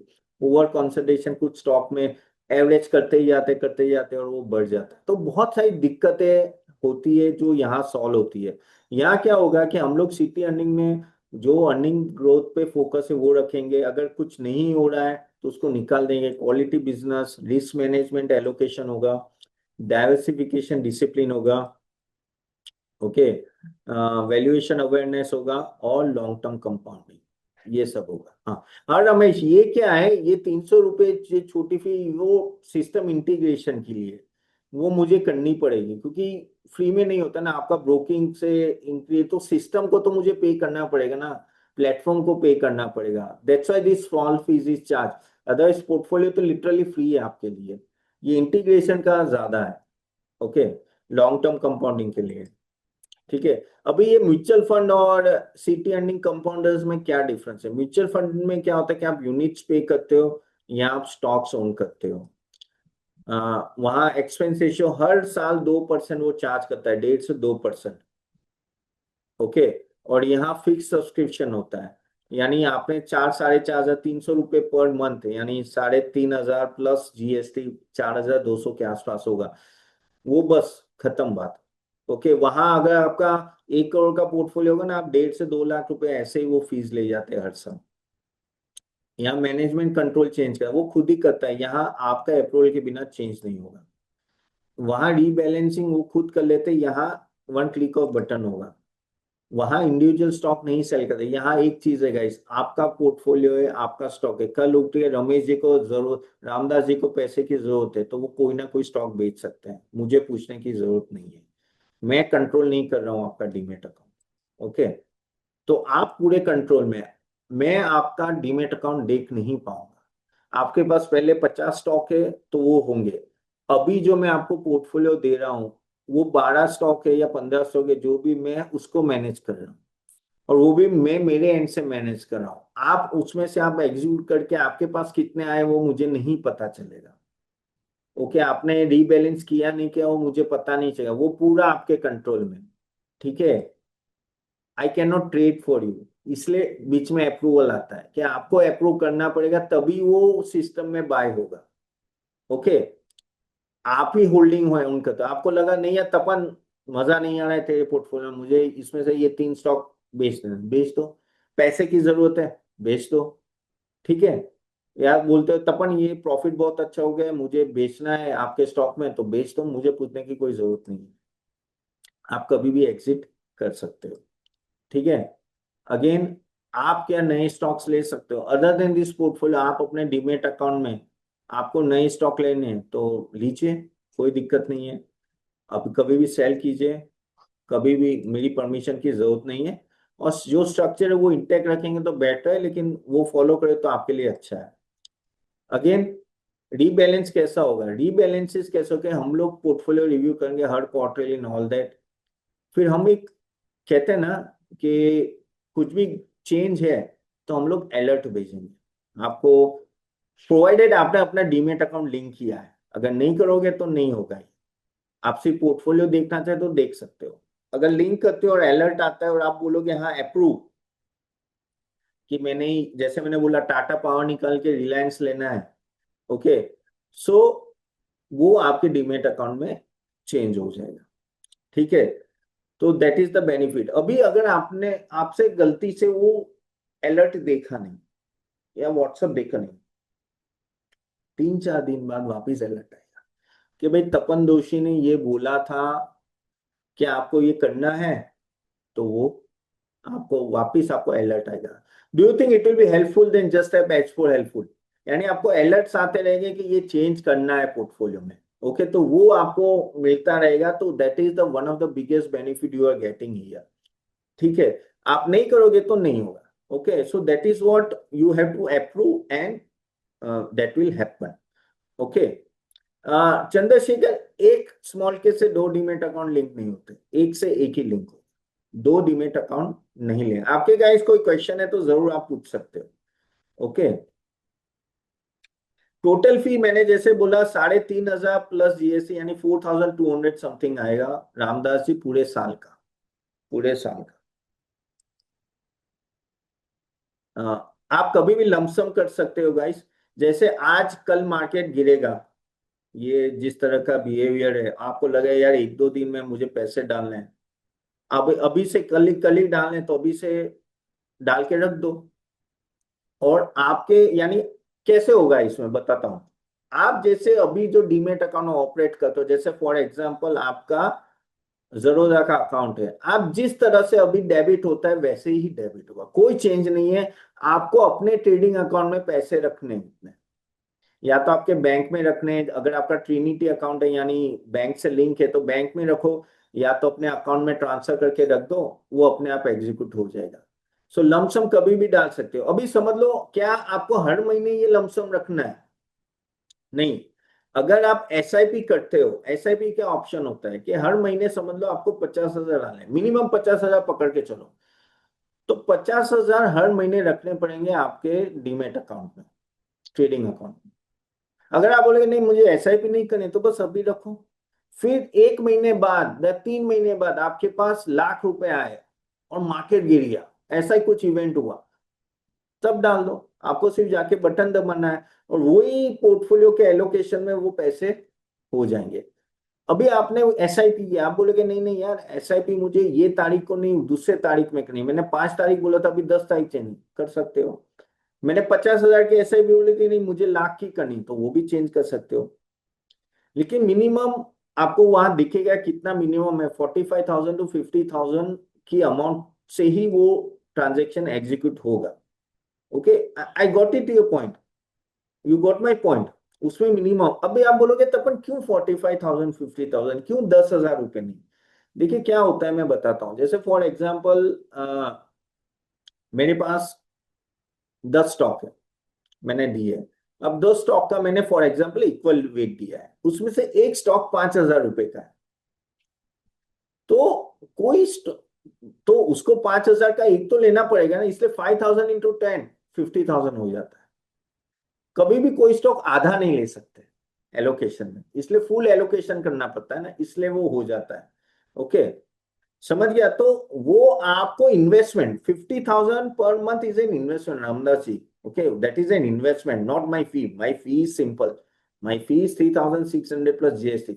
अभी आपको कितना इन्वेस्ट करना है वो आप पे, आप या तो 50,000 करो, या तो 2 लाख करो, या 50,000 तो मिनिमम करो, तो ही फायदा है, उससे नीचे तो फायदा ही नहीं है। ओके, लेकिन हाँ मिनिमम 50,000। आपको मैं अभी 47,000 के आसपास चल रहा है, 46,000, लेकिन उतना पकड़ के चलो आप। ओके, अगेन अच्छा, आपकी एसआईपी चल रही है और बीच में मार्केट गिर गया, आपको लगे नहीं यार मार्केट गया, मुझे मेरे पास 60,000 है, डाल देता हूँ, डाल दो, बीच में भी डाल सकते हो। जब तक आपका ये सब्सक्रिप्शन ओपन है आप ये कर सकते हो।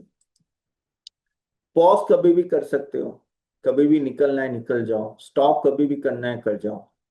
ओके, अभी जैसे आपने सब्सक्रिप्शन लिया, फॉर एग्जाम्पल आपने ईयरली लिया, फिर आप बोलोगे नहीं ऑटो पे नहीं रखना है, तो दूसरे दिन जाके ऑटो पे डिसेबल कर दो, आपकी मर्जी। सब सब फ्लेक्सिबिलिटी आपके पास है, कोई यहाँ आपको फोर्स नहीं कर रहा है कि रिन्यूअल करो। मुझे पता है आप करोगे ही करोगे, लेकिन क्या होता है कि लॉन्ग टर्म में एक स्ट्रक्चर रखने के लिए आपको कंटिन्यूएशन रखनी पड़ती है, और टॉपअप कभी भी कर सकते हो। रामदास आचार्य देखिए, आप वापिस आप कंफ्यूज हो रहे हो, 6 लाख जरूरी नहीं है आपको डालना है, आप 50,000 भी डाल सकते हो। एसआईपी करनी है तो हाँ 6 लाख आएगा, लेकिन अगर आप बोलो मुझे 3 महीने की ही एसआईपी करनी है, तो 3 महीने की भी कर सकते हो। वो टेन्योर तो आपको डिसाइड करना है ना, मुझे दो ही, मुझे ये महीने और नेक्स्ट महीने एसआईपी करनी है, तो 2 महीने की एसआईपी सिलेक्ट करो। तो that depends on you Ramdas ji, ऐसा नहीं है कि आपको इतना करना ही है। ओके, तो आपको कुछ भी चेंजेस हो गया आपको नोटिफिकेशन आएगा, ऐप नोटिफिकेशन आएगा, ईमेल अलर्ट आएगा, रीबैलेंस का टैब्स हमेशा दिखेगा कि ये रीबैलेंस हुआ है, सब कुछ आएगा। आप हमारे वेबसाइट और ऐप में जाके कभी भी देख सकते हो।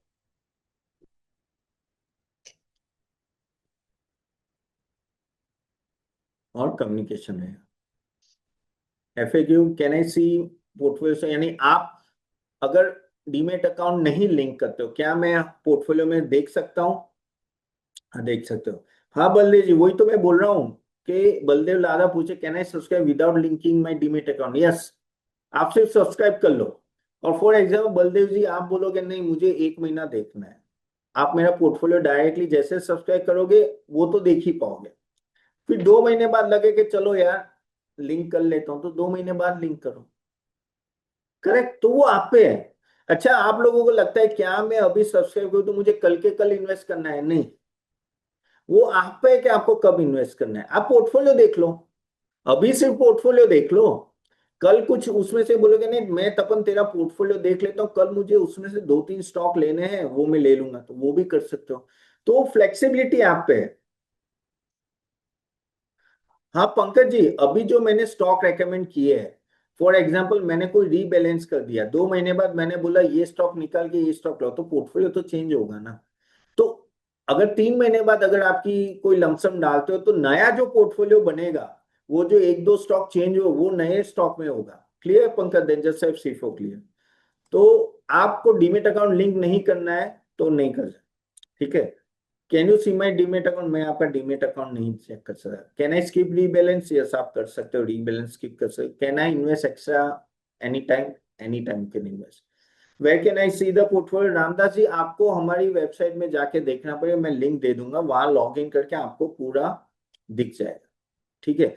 अच्छा portfolio, okay by the way portfolio तो आपके डीमेट अकाउंट में ही दिखेगा ना, समझो। मेरे वेबसाइट पे आपको स्टॉक्स दिखेंगे, लेकिन जैसे आपने बाई, जैसे आपका एंजल वन का अकाउंट है, तो बाय करोगे तो वो तो आपका डीमेट अकाउंट में दिखेगा कि सर इतने सारे स्टॉक्स आपके बाय हो गए, तो वो आपके डीमेट अकाउंट, ठीक है। तो this is what is the offer, as simple as that guys. इससे कम मैं दे नहीं सकता। ये 300 रुपये प्लस जीएसटी सिस्टम इंटीग्रेशन के ले रहा हूँ। ले लो आंख बंद करके। अगर आप बोलो तो मैं फोर्सफुली आपको बोल रहा हूँ, इसको छोड़ो मत। ये जो हो रहा है जियोपॉलिटिकल, कल शायद या परसों अगर रात तक ये थमा नहीं तो एक अच्छी अपॉर्चुनिटी होगी आपको बाय करने के लिए। इसको यूज करो। 300 रुपये हम लोग ऐसे स्पेंड कर दे। आजकल एक अच्छे रेस्टोरेंट में जाओगे ना, डोसा भी अभी 200 250 का मिलता है। दो डोसा 300 रुपये ज्यादा। एग्री और नॉट? करेक्ट और नॉट? जस्ट सिर्फ करेक्ट। 300 रुपये ऐसा खर्चा कर ले तो बेटर है ये कर लो। तो आपका पोर्टफोलियो भी दिख रहा है, सिस्टम इंटीग्रेशन हो तो एक लॉजिकल वे में आप जाओगे। That's I am forcing you. और इसलिए फीस इतनी कम रखिए कि सब लोगों को हो। हाँ, टी या टी बलदेव, जरूर जरूर सही बोल रहे हो। अगर आप अच्छी कॉफी शॉप में जाओगे ना, 250 300 रुपए की तो ये कॉफी या टी मिलती है यार। तो यार ये कुछ नहीं है, नो ब्रेनर। ओके। और मैं ये क्यों रख रहा हूं कि आपको भी आदत हो सिस्टमेटिक इन्वेस्ट करने और सिस्टमेटिक वे में आप हो अब। और पैसे तो ऐसे वसूल हो जाए, 300 रुपये तो आराम से निकल जाएंगे। और जो स्टॉक्स ऑलरेडी आपको दिख रही हैं और आप इन्वेस्ट कर, ठीक है। चलिए मैं लिंक दे देता हूं आपको। आंखें बंद करके ले लो, मेरे नाम पे ले लेना, ठीक है। Ramdas ji, fees will go up, लेकिन आज आप सब्सक्राइब कर लेते हो, फिर आपका ये यही रहेगा, आपका चेंज नहीं हुआ। लेकिन अगर मैंने 10 दिन बाद 5 दिन बाद फीस चेंज कर दी, तो फिर उस टाइम पे आते तो वो फीस रहेगी। मैंने अभी कम इसलिए रखी है क्योंकि ये लॉन्च ऑफर है, इसलिए मैंने ये कम नहीं। फीस तो बढ़ेगी, आपकी फीस नहीं बढ़ेगी एक बार आप सब्सक्राइब हो गए तो। हर हर साल फिर यही रहेगी। ओके। तो गाइज ये क्लिक करके आप सब्सक्राइब कर सकते हो, ठीक है। और कैसे अप्लाई करने में एक वीडियो दे देता हूँ, बाद में देखना है तो बाद में भी देख सकते हो। मैंने लिंक दिया guys. You got the link, then just type Y for yes in the chat box. और मैं आपको बता भी दूंगा कि किस तरह से आपको अप्लाई करना है। अभी जैसे मैंने बोला कि ये डायरेक्टली आपके डीमेट अकाउंट में डायरेक्टली स्टॉक्स आ जाएंगे। स्मॉल केस होता है बास्केट ऑफ, कहते हैं ना कि स्टॉक्स होते हैं एक ही पोर्टफोलियो में। तो यहाँ आप क्लिक कीजिए, क्लिक किएगा तो ये आपको आ रहा है यहाँ, जस्ट अ मिनट, यस, यहाँ आपको आ रहा है कि भाई अपना ईमेल आईडी डालिए। तो फिर जैसे मैंने मेरा ईमेल आईडी मैं यहाँ डाल रहा हूँ, ठीक है। अब यहाँ आप आगे कंटिन्यू करेंगे, ठीक है। अभी यहाँ प्लान्स है, ठीक है, कि कौन से प्लान चाहिए आपको। तो यहाँ देखिए ये इस तरह से प्लान है जो काफी नॉमिनल है, ठीक है। और मैंने एक स्पेशल डिस्काउंट ऑफर आपको दिया है क्योंकि अर्ली लॉन्च है, तो ये भी आप यहाँ अप्लाई ऑफर कर सकते हैं। यहाँ क्या करना है आपको, आप कोई भी प्लान कीजिए, ऑफ कोर्स ईयरली अच्छा होगा। जैसे ये इंक्लूडिंग जीएसटी होता है। आप देखिए अगर आप 12 मंथ जाते हो तो आपका अच्छी खासी सेविंग होती है। ऑलमोस्ट 33% की सेविंग अगर 6 मंथ 3 मंथ्स में होता है, तो यहाँ 40% और 3 मंथ्स का इतना है, 590 यहाँ दिख रहा है, करेक्ट। लेकिन आपको अगर यहाँ ऑफर चाहिए तो ये एक मैंने कोड दिया है वो आप डालिए। और वहाँ एडिशनल ऑफर, क्योंकि हम लोग ने कहते हैं ना कि एक स्पेशल आपको डिस्काउंट दे रहे हैं, तो ये देखिए आपको इस ये ऑलरेडी अप्लाई करके रखा हुआ है, तो मैक्सिमम सेविंग आपको यहाँ हो रही है, ठीक है। तो आप प्लान चूज कीजिए जो आपको प्लान सही लगे वो, और उसको फिर जैसे आपने 12 मंथ्स का किया, ठीक है, अप्लाई ऑफर किया आपने ऑलरेडी। यहाँ जैसे आपने 12 मंथ का है, यहाँ बस आपको क्लिक करना है, अप्लाई कीजिए आप। तो अप्लाई करोगे तो ये देखिए आप, आपका ऑफर अप्लाई हो गया है, ठीक है। तो ये अभी आपकी फी देखिए डायरेक्टली कम हो चुकी है, ऑलमोस्ट 25% से डिस्काउंट हो चुका है, ठीक है। और अगर आप यहाँ कंटिन्यू करोगे, आप कंटिन्यू करते हो, ठीक है, फिर आपका पान कार्ड फोन नंबर मांगेगा।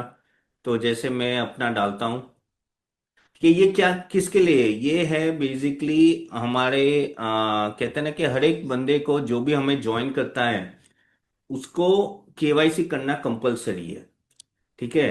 तो ये इस एज पर सेबी रूल्स, तो ये केवाईसी कर रहा है। कुछ नहीं है, पान कार्ड का नंबर मांगेंगे और कुछ नहीं है। तो ये देखो मैंने पान कार्ड और फोन नंबर डाला, वेरीफाई फोन नंबर। ठीक है, ये ओटीपी आ रहा है। ठीक है, मेरे को ये वेरीफाई करना पड़ेगा। 3958। ठीक है, कंफर्म ओटीपी। ओके, ये ओटीपी कंफर्म कर रहा है। ठीक है, देखो ये अपने आप डिटेल्स ले ली मेरी पूरी। स्टेट यहाँ सिलेक्ट कर लीजिए आप, गुजरात। ये करना कंपलसरी बिफोर यू एनरोल। देखिए ये बेसिक टर्म्स एंड कंडीशन है जो होते हैं। ठीक है, अभी ये क्या है कि ये टू कंफर्म, ये आप टर्म्स एंड कंडीशन एग्री करते हो उसके लिए तो ओटीपी आपको आपके नंबर पे आएगा। तो देखिए आ रहा है। ठीक है। ओके, आप इसको रीड भी कर सकते हो, करना है तो ये पूरा टर्म्स एंड कंडीशन है, पूरा पेज आपको अगर रीड करना है हमारे साथ जो है वो होगा। ठीक है, और फिर ये कंफर्म एंड कंटिन्यू।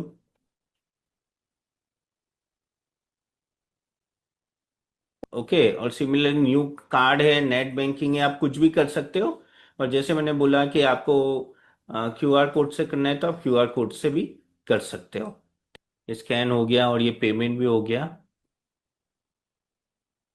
देखिए ये आप देखिए तो नोटिफिकेशन के भाई, हाँ भाई हो गया आपका। ठीक है, अब ये हो गया। अभी इन्वेस्ट नाउ करके आपको